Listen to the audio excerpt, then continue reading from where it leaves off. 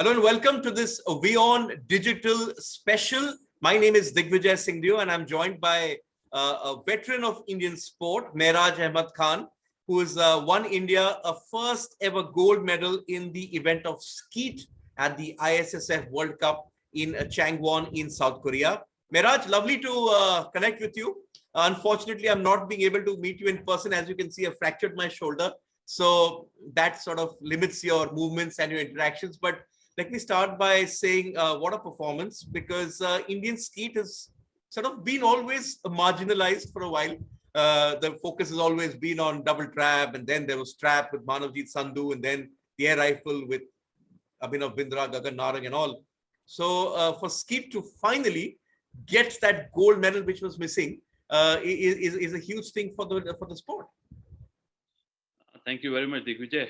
I must say thank you once again that I'm very happy that skeet will be recognized again, as I'm working very hard to recognize this sport in our country. And as you remember, I was the first shooter who won the quota place for the Olympic Games, and then a silver medal after that. And finally, skeet shooter Mairaj Ahmed Khan again won the gold medal for country, India, So I think it's a very motivational and very motivated. All the sports person, all the skeet shooters are very happy that finally they can also say that we have a gold medal in the World Cup also. So I think it's just a start, and I hope that in near future we will win some more medals. But what does it boil down to, Mairaj? Because I remember when you won the World Cup medal ahead of the Rio Olympics, and there was at that point of time there was an interest. You were narrowly missed out on a place in the final at the Olympics. You were in a shoot-off in Rio. I was watching that there behind you. And then sort of you had a very good coach in Enya Falco, who was there with Indian shooting for a while.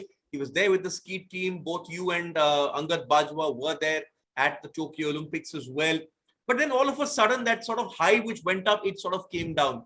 Would you be able to figure it out why that happened? I think it's the nature of sport, it's like a Manhattan in the performance, or in the I can say that I know you're saying Manhattan. For those who don't know, Mairaj Ahmed Khan at one point of time wanted to be a cricketer, so that is why the Manhattan in terms of the bar graph. Carry on. So it's like a graph of this sport, and the beauty of this sport that nobody can always on the top of in this sport, especially in the clay target shooting, because in this long career of my shooting, I never see that the same person is winning every World Cup or every World Championship, or only in the Olympic Games. Only one exceptional, which is Vincent Hancock. He won 3 Olympic medals. But I think on and off, there are new shooters coming and winning the competitions. But I'm working, as you know, from so many years. I want to prove the world, prove my colleagues, my friends, that there is no such thing as age. The people are saying that you are old, you must quit this sport. So I'm challenging myself, every day on the range, working hard to get this medal, to win, and finally when I have achieved it, believe me, it looks easy that why I haven't win this medal from so many years, but I think many more will come, and I hope this motivate more shooters in skeet, and they will come and compete. Like when I won the quota for Rio, look, Angad Bajwa won for Tokyo also. So we went together, 2 shooters. So this is the case now, and this is a very important competition coming up. The quota competitions are open soon in October, as you know. So I think it's a very motivational and side by side self-belief also. The confidence level comes up when you win a gold medal, especially in a World Cup. But is it also about proving a point to your detractors? It also, because you've spoken about how it was said that, oh, he's 45 plus, they can't do well. But I don't think people realize that in your sport of skeet shooting, you even have Olympic medalists who are 50. Rashidi, he was there. Al Rashidi was there. He was competing with his son at one of those Olympic Games. Yes, absolutely. And I think maybe you didn't know that he was with me in the shoot-off yes. in Korea. And right now he's 59. There's no 50. 59. Next year he will turn 60. So there's a long way for you to go, Mairaj. Don't pack up the gun. There's a long way for you to go.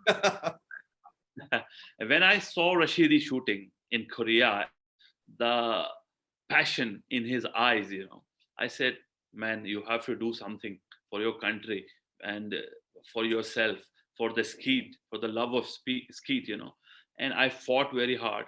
The conditions were very challenging in Korea, rain, bad weather. And the final, if you see, we finished almost after 20 minutes sunset. It was completely dark when I was shot the last doubles, when I shot the last double. What's completely dark. So I think whoever is saying that age, age, I think in skeet, I think age don't matters. Your fitness, your confidence, your passion, your hard work matters more than age. Okay, but when you won this medal, it obviously gives you that fillip. And as you said, the next Olympics is just 2 years from now. There's no shooting at the Commonwealth Games, so then there's the World Championship happening later this year, around October, which you mentioned. That starts off the process for the Olympic Games. Do you think that this medal, which you've said has come at the right time, is sort of that impetus for you to attack that qualification phase for Paris? Because by your own standards, Tokyo wasn't a very good games for you. I think I take target per target, as you know. I always start with station one high house in skeet, and this is the beauty of this sport.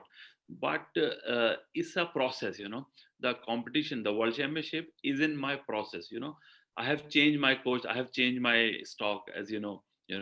I'm not working with Ennio Falco anymore. I have hired a new coach. So he changed a lot of things, especially the technical part of skeet, which like I have to start skeet again like a new shooter, So I'm feeling like I am a new shooter now, not a veteran shooter anymore. So you can compare me like a newcomer in skeet. So I'm a newcomer in the skeet now. Yes, you're a newcomer with say 26 years of experience. Yes, you can say that. And I think it's the best part because you cannot create or you cannot buy experience overnight, It's not there that you will wake up and you say, oh, I have 25 years of experience, but it will come with 25 years you have to spend in that arena. And so we will take this competition we have finished the World Cup. It's history now. Now we have the selection trial in 4 or 5 days. On 29 we'll start. So my goal is selection trial because it is important to go into the World Championships. So we'll take one by one, one competition at a time. We are not thinking about World Championships, but of course, the back of mind, this is like a long-term goal, and a short-term goals. So we make a daily goals and long-term and short-term. So World Championship will be in our process, and we will be. This preparation is definitely for World Championship, and ultimately it is for Paris. So the Paris training starts from March onwards to 2022 till 2024. It will be continuation. The same way like I'm shooting nowadays. So it will continue, and there will be no specific training required at the time of Paris Games. So this is my goal now, basically. Okay, but you mentioned the selection trials coming up, Mairaj. Will it be sort of difficult for you and for the rest of the Indian shooters? Because while that is on, the Commonwealth Games are on in Birmingham, and shooting famously is not a part of those games. As ambassadors of the country, as ambassadors of the sport, do you feel let down when your discipline is not there? A discipline which is an Olympic event, which is a blue ribbon event at any games. You have the Asian Games coming up next year. That it's not there at the Birmingham Games. In fact, your federation fought tooth and nail to get shooting back into the Commonwealth Games. Or do you feel it just because India is doing well? That's one of the reasons why it's not there. I don't understand, believe me, Diggy. I don't understand why they eliminated shooting from Commonwealth Games. It's such a beautiful event, Commonwealth Games, and it's such a prestigious event for a country like India, And as you know, shooting has always done wonders at Commonwealth Games. We won maximum number of medals always in Commonwealth. I think there will be a slight fear, or you can say they are scared of Indian contingent, of especially the shooting contingent, that they will come and clean sweep everything, So I think that's the one point, I think.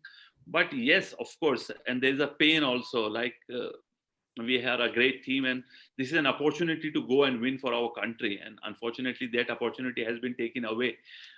Shooters, especially, and we are all in pain, And so we want that the next Commonwealth Game, which will be happen in 2026, the shooting should be included in the sport, in the games, No, just before I let you go, Mairaj, the last Olympics is what? Just been a year now. Tokyo 2021 was a big setback for Indian shooting because there were a lot of expectations from the Indian team, but the performance which came was not something which was satisfactory. I think there was just Saurabh Chaudhary who reached the finals of one of the events. In the last 1 year, have you seen change on the ground? Because for a long time, we weren't hearing of things happening. Now you have a flurry of appointments. A lot of legends have come in. There's Russell Mark, who's now associated with the short gun team. His wife Lauren, who came fourth at the Olympics, she's also there. Other foreign coaches have come in as well. What were the lessons for you and for Indian shooting from Tokyo? Was it the fact that don't rest on your laurels, that the Olympics is a different kettle of fish, or was there anything else that you as somebody very senior sort of figured out after the games what went wrong? I think last Olympic Games was a different Olympic Games due to the pandemic also, and I think we didn't prepare well. Like, especially I can tell myself, I didn't prepare very well like I prepared for the Rio Olympic Games. The time was different in Rio because number one, I was alone, and I was focused because I was the first shooter going to the Olympic Games. The mindset was different. And unfortunately, last year, I have lost my father before the Olympic Games. I got COVID and the things were not in my side, the things were not 100% motivational for me, and I went to Italy to prepare for the games, but the time was so less, and I prepared well, whatever maximum I can do in that training part in Italy. But what happened in Tokyo was there are so many things which I don't want to say now in this interview, because it doesn't change the past, But what happened now, like the government and the federation both are together and working and thinking that what should be the next step for the Paris Olympic Games. Like, as you mentioned, we have hired the top coaches, the legends, Russell Mark, and the Lauren is here, and she's working with the shooters like me and other shooters also to create that how we can help the shooters to give their best at the competition, not only in the Olympic Games, but every single competition. I want to say that Olympic should be considered as a normal competition. People sometimes take Olympic as an extravaganza, like, oh, Olympic Games. And that you can say anxiety, or you can say that excitement of the games take our focus away what we were doing. Wasn't that the problem in Tokyo? A lot of people took the Olympic Games as just another competition, and there's a lot of first timers, youngsters who were there, and they sort of, it was hoped by a lot of the coaches, or that the Olympic pressure won't get to them, but when they reached Tokyo, it hit them, and then they had not prepared for the magnitude of the game. So you have the experience, and that's why you are probably on that point. I think the mindset, only we need to change the mindset of the games. When you are going for the games, which I understand after representing India in 2 Olympic Games, is that when you go to the Olympic Games, your number one priority is to win, not to participate. What happened, I'm telling you, that when you reach the Olympic Games, when you see the games village, when you see other athletes, you forget the winning mentality that time.